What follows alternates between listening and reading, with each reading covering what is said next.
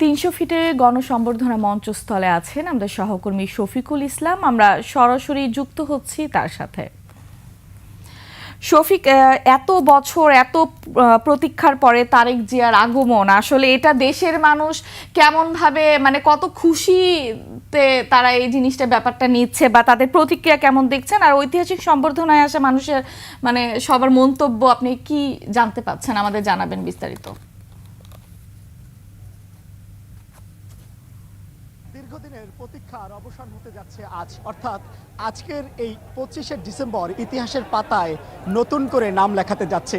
কেননা বিএনপির ভারপ্রাপ্ত চেয়ারম্যান তারেক রহমান আজকে স্বদেশ প্রত্যাবর্তন করছেন, অর্থাৎ নিজ দেশে যে মাটিতে বড় হয়েছেন, যে মাটিতে তার রাজনীতি যেখানে তিনি বড় হয়েছেন সেখানেই নতুন করে ফিরছেন। অর্থাৎ 2007 সালে আটকের পর প্রায় 18 মাস কারাবরণ ছিলেন।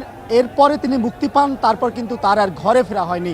এরপর তিনি উন্নত চিকিৎসার জন্য পাড়ি জমিয়েছিলেন লন্ডনে, এবং সেই লন্ডনের থেকে এই দীর্ঘ 1.5 যুগ অর্থাৎ প্রায় 17 বছর পর বাংলাদেশে ফিরছে। এবং সেই দিনটিকে ঘিরে আজকে যে সংবর্ধনা দেওয়া হবে, অর্থাৎ রাজকীয় এক সংবর্ধনা দেওয়া হবে, সেই সংবর্ধনার স্থলের চিত্র কিন্তু এই মুহূর্তে দেখতে পাচ্ছেন যে যত দূর আসলে ক্যামেরার চোখে দেখতে পাচ্ছেন পুরো জায়গাটাই আসলে লোকে লোকারণ্য। আমরা আসার পথে পুরো রাস্তা জুড়ে দেখেছি বিভিন্ন জায়গা থেকে, গ্রাম গঞ্জ শহর বন্দর নগর থেকে বিভিন্ন জায়গা থেকে লোকজন আসছেন।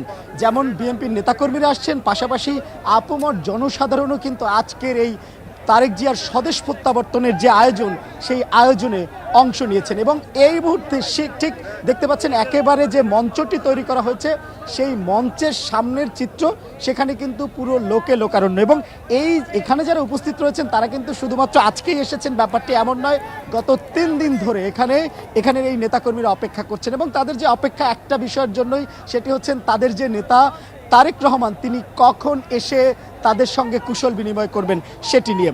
আমরা জানি যে আজকের দুপুরে 12টার দিকে তাকে বহনকারী যে প্লেনটি রয়েছে সেটি বিমানবন্দরে অবতরণ করবে, এবং সেই অবতরণের পরই তিনি এখানে আসবেন। আশা করা যাচ্ছে এখানে তিনি 1টার কিছুটা পরে এখানে এসে পৌঁছাবে। এবং দেখতে পাচ্ছেন যে মঞ্চটি তৈরি করা হয়েছে সেখানে এলইডি স্ক্রিনের ব্যবস্থা করা হয়েছে, নিরাপত্তা ব্যবস্থা জোরদার করা হয়েছে।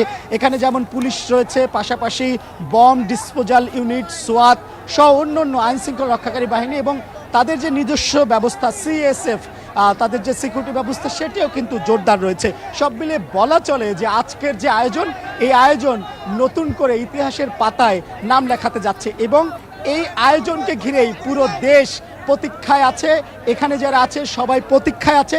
সবার একটাই প্রত্যাশা, কখন ফিরবেন তারেক রহমান এবং তাকে সামনাসামনি তারা দেখবেন, এবং দীর্ঘদিনের যে প্রতীক্ষা সেই প্রতীক্ষার অবসান ঘটবে এবং তারা নেতার সান্নিধ্যে যেতে পারবেন। এবং এই নেতাকর্মীরা বলছেন তারেক রহমান দেশে ফেরা শুধুমাত্র একজন রাজনৈতিক নেতার দেশে ফেরা নয়, তার দেশে ফেরার মধ্য দিয়ে রাজনীতিতে নতুন এক মাত্রা যুক্ত হবে। গণতান্ত্রিক পথে মানুষের যে যাত্রা, সেই যাত্রাকে আরো বেশি ত্বরান্বিত করবে। অর্থাৎ আজকের এই শফিক, আপনাকে ধন্যবাদ।